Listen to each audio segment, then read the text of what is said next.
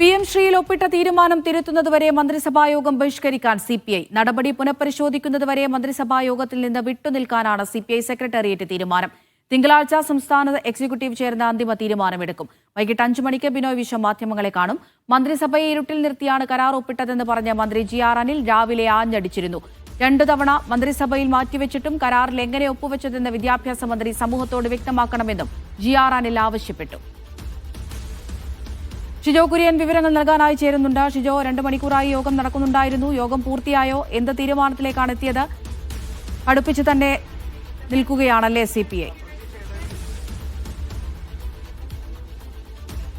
കേരള രാഷ്ട്രീയം ഇപ്പോൾ മൊത്തത്തിൽ MN സ്മാരകത്തിലേക്ക് ഉറ്റുനോക്കുകയാണ്. MN സ്മാരകത്തിൽ നിന്ന് PM ശ്രീ പദ്ധതിയിൽ സംസ്ഥാന സർക്കാർ ഒപ്പുവെച്ചതിനകത്ത് എന്ത് നിലപാടിന് മുന്നോട്ട് സ്വീകരിച്ച് പോകണം എന്നുള്ള കാര്യത്തെക്കുറിച്ച് കേരള രാഷ്ട്രീയം MN സ്മാരകത്തിലേക്ക് ഉറ്റുനോക്കിക്കൊണ്ട് തന്നെ ഇരിക്കുകയാണ്. ഏതാണ്ട് 12 തുടങ്ങിയ സെക്രട്ടറി യോഗം അല്പസമയം മുമ്പാണ് അവസാനിച്ചത്.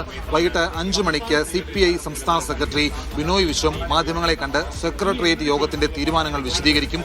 ഇതിൽ ഏറ്റവും എടുത്തു പറയേണ്ട ഒരു പ്രധാനപ്പെട്ട കാര്യമെന്ന് പറയുന്നത് ആദ്യഘട്ടത്തിൽ PM ശ്രീ പദ്ധതിക്കെതിരെ എന്ത് നിലപാട് സ്വീകരിച്ചോ അതിൽ തന്നെ ഉറച്ചു നിൽക്കുകയാണ്. അതിൽ നിന്ന് ഒരടി പിന്നോട്ട് പോകേണ്ടതില്ല എന്നുള്ള തീരുമാനം നിലവിൽ CPI സ്വീകരിച്ചിട്ടുണ്ട്. PM ശ്രീ പദ്ധതിയിൽ സംസ്ഥാന സർക്കാർ ഒപ്പുവെക്കരുത് എന്ന് CPI ആവർത്തിച്ച് തുടക്കം മുതൽ പറയുന്നതാണ്.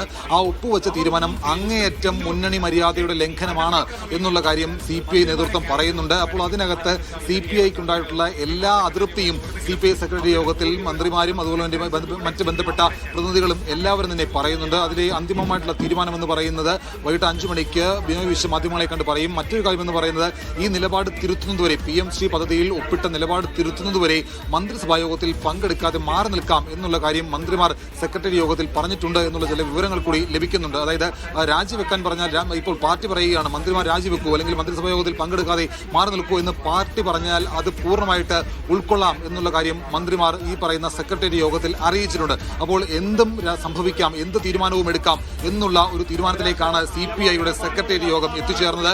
തീർത്തും അസാധാരണമായിട്ടുള്ള കാര്യങ്ങളിലേക്ക് ഈ യോഗത്തിന്റെ തീരുമാനങ്ങൾ എത്തുന്നു. അതായത് പാർട്ടി പറയുന്ന എന്ത് തീരുമാനത്തിനൊപ്പവും മന്ത്രിമാർ നിൽക്കും. മന്ത്രിസഭാ യോഗത്തിൽ നിന്ന് വിട്ടുനിൽക്കാം, മന്ത്രിസഭാ യോഗത്തിൽ നിന്ന് വിട്ടുനിൽക്കാം എന്ന് പറയുന്ന കാര്യത്തിനകത്തടക്കം ഏറ്റവും പ്രധാനപ്പെട്ട ചില കാര്യങ്ങൾ കൂടിയുണ്ട്, ചില ഘടകങ്ങൾ അതിനകത്തുണ്ട്. കാരണം 2 മന്ത്രിസഭാ യോഗം ഈ വിഷയം ചർച്ചയ്ക്ക് വന്നപ്പോൾ CPIയുടെ അതൃപ്തിയെ തുടർന്നും അമർഷത്തെ തുടർന്നും മാറ്റിവെച്ചതാണ്. എന്നാൽ കഴിഞ്ഞ മന്ത്രിസഭാ യോഗത്തിന്റെ അജണ്ടയിൽ ഈ വിഷയം ഉണ്ടായിരുന്നില്ല. മന്ത്രിസഭാ യോഗത്തിന്റെ അജണ്ടയിൽ ഉണ്ടാകാത്ത വിഷയം അത് വീണ്ടും ഒന്ന് ചർച്ചയ്ക്ക് ചെയ്യണം എന്ന് മന്ത്രി K. രാജൻ പറഞ്ഞപ്പോൾ അതിനും പുല്ലുവിലയാണ് മറ്റു മന്ത്രിമാർ കൽപ്പിച്ചത്. മുഖ്യമന്ത്രി പിണറായി വിജയനും വിദ്യാഭ്യാസ മന്ത്രി V. ശിവൻകുട്ടിയും അതിനകത്ത് K. രാജന്റെ വാക്കുകൾക്ക് ഒരു മറുപടി പോലും നൽകിയില്ല. അപ്പോൾ അങ്ങനെ CPI മന്ത്രിമാരെയും മന്ത്രിസഭയിൽ പോലും അവഗണിക്കുന്ന ഒരു വികാരം അവർക്ക് തന്നെയുണ്ട്. അപ്പോൾ മന്ത്രിസഭാ യോഗത്തിൽ നിന്ന് വിട്ടുനിൽക്കാം എന്നുള്ള തീരുമാനം അവർ ഈ പറയുന്ന സെക്രട്ടറി യോഗത്തെ അറിയിച്ചിട്ടുണ്ട്. അപ്പോൾ സെക്രട്ടറി യോഗത്തിന്റെ തീരുമാനത്തിന് ഈ മാസം 27-ന് ആലപ്പുഴയിൽ ചേരുന്ന CPIയുടെ സംസ്ഥാന എക്സിക്യൂട്ടീവ് യോഗം അന്തിമ തീരുമാനം നൽകും. അവിടെയായിരിക്കും അന്തിമമായിട്ടുള്ള പ്രഖ്യാപനം ഉണ്ടാകുക. ഈ മാസം 27-ാം തീയതി കഴിഞ്ഞിട്ടാണ് അടുത്ത മന്ത്രിസഭാ യോഗം ഉണ്ടാവുക.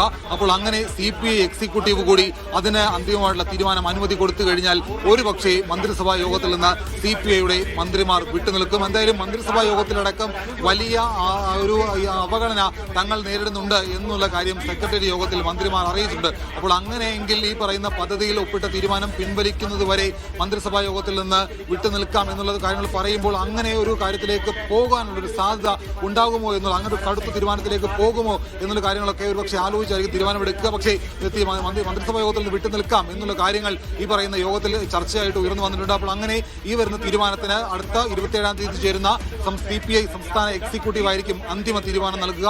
എന്തായാലും എന്തൊക്കെ തീരുമാനങ്ങൾ, എന്തൊക്കെ നിലപാട്, ഏത് രീതിയിൽ മുന്നോട്ട് പോകണം ഇത് സംബന്ധിച്ചുള്ള തീരുമാനം CPI സംസ്ഥാന സെക്രട്ടറി ബിനോയ് വിശ്വം വൈകിട്ട് മാധ്യമങ്ങളോട് വിശദീകരിക്കും. അല്പസമയത്തിനകം 3:30 MV ഗോവിന്ദൻ മാധ്യമങ്ങളെ കണ്ട് CPMന്റെ നിലപാട്, എന്തുകൊണ്ട് ഇത് ചെയ്തു, CPIയെ എങ്ങനെ അനുനയിപ്പിക്കും, എന്തൊക്കെയാണ് മറ്റ് തീരുമാനങ്ങളൊക്കെ CPIന്റെ കാര്യങ്ങളൊക്കെ MV ഗോവിന്ദൻ വിശദീകരിക്കുമ്പോൾ 4 മണിക്ക് വിദ്യാഭ്യാസ വകുപ്പുമായി ബന്ധപ്പെട്ടുകൊണ്ടും ഏത് രീതിയിലാണത് ഇത് മുന്നോട്ട് കൊണ്ടുപോയി ഒപ്പുവെച്ചതുമൊക്കെ വിദ്യാഭ്യാസ മന്ത്രി V. ശിവൻകുട്ടി വിശദീകരിക്കും. അതിനുശേഷം 3:30-ക്കും 4 മണിക്കും CPMന്റെയും വിദ്യാഭ്യാസ മന്ത്രിയുടെയും വാർത്താസമ്മേളനം നടക്കുന്നതിന് പിന്നാലെ 5 മണിക്ക് MN സ്മാരകത്തിൽ വെച്ച് ബിനോയ് വിശ്വം മാധ്യമങ്ങളെ കണ്ട് എല്ലാ കാര്യങ്ങളും വിശദീകരിക്കും. എന്താണ് CPIയുടെ നിലപാടെന്ന് വിശദീകരിക്കും. നിലവിൽ CPIയുടെ നിലപാട് ആദ്യഘട്ടത്തിൽ എന്ത് സ്വീകരിച്ചോ അതിൽ നിന്ന് ഒരു ഇഞ്ച് പിന്നോട്ട് പോകേണ്ടതില്ല എന്നുള്ള തീരുമാനത്തിൽ തന്നെയാണ് പക്ഷേ ഷിജോ, നേരത്തെ നമ്മൾ ഈ ബ്രൂവറി വിഷയത്തിലൊക്കെ കണ്ടതാണ്, ഇടഞ്ഞു നിന്ന CPI പിന്നീട് ചർച്ചകളിലൂടെ അനുനയിപ്പിക്കുന്ന കാഴ്ചകളൊക്കെ, CPM അനുനയിപ്പിക്കുന്ന കാഴ്ചകളൊക്കെ കണ്ടിട്ടുണ്ടായിരുന്നു. അങ്ങനെ ഈ വിഷയത്തിലും PM ശ്രീയിലും CPI അനുനയിപ്പിക്കാം എന്നുള്ളൊരു പ്രതീക്ഷയിൽ അല്ലെങ്കിൽ അങ്ങനെ ഒരു അമിതാത്മവിശ്വാസത്തിൽ തന്നെ ആയിരിക്കും ഇപ്പോഴും CPM ഉള്ളതല്ലേ?